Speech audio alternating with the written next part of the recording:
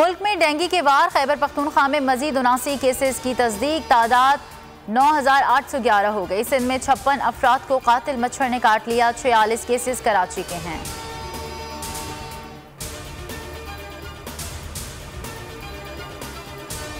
मुल्क में corona cases में कमी, मजीद 10 मरीज इंतकाल कर गए, तादाद 28,648 हो गई, 418 नए केसेस रिपोर्ट, शरह 1.04% रही।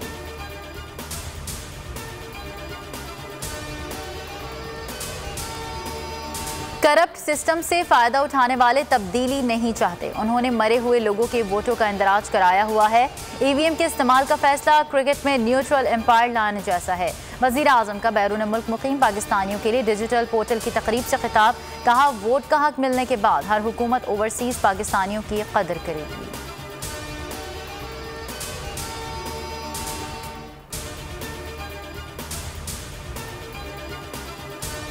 इलेक्ट्रिक वोटिंग मशीन को दुनिया मुस्तरद कर चुकी। हुकूमत आम इंतखाबात में ईवीएम के पीछे छुपना चाहती है। हमजा शहबाज के वार, कहा माहिरीन कह रहे हैं ईवीएम शफाफियत में रुकावट है। इमरान खान सेलेक्टेड और ईवीएम रिजेक्टेड है। सवाल किया इमरान नियाजी कौम से और कितना इंतकाम लेना बाकी है।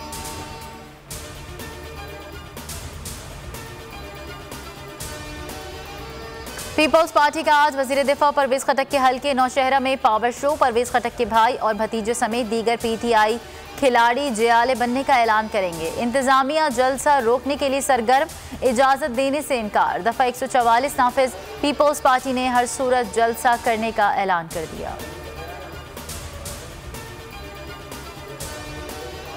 तहरीक लब्बैक के सरबरा साद रिजवी की कोट लखपत जेल से रिहाई। कारकुनान ने साद रिजवी का मरकज जामे मस्जिद रहमतुल्लिल आलमीन पहुंचने पर इस्तकबाल किया।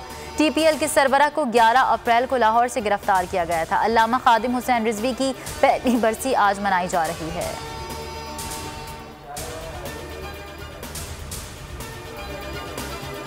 लाहौर में फ़ज़ाई आलूदगी में खतरनाक हद तक इजाफा। दुनिया के आलूदा तरीन शहरों में बदस्तूर सरे फहरिस्त।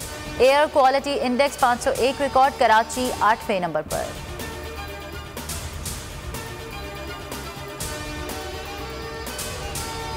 बाबा गुरु नानक के 552वें जन्मदिन की तकरीबात। पाकिस्तान ने करतारपुर राहदारी से आने वाले सिख यात्रियों को बड़ी सहूलत दे दी। भारत की जानिब से शॉर्ट नोटिस पर राहदारी खोलने के फैसले से यात्रियों को मुश्किलात हुई। भारतीय हुकूमत 1 दिसंबर के बाद से दोबारा अमल दरामद करेगी।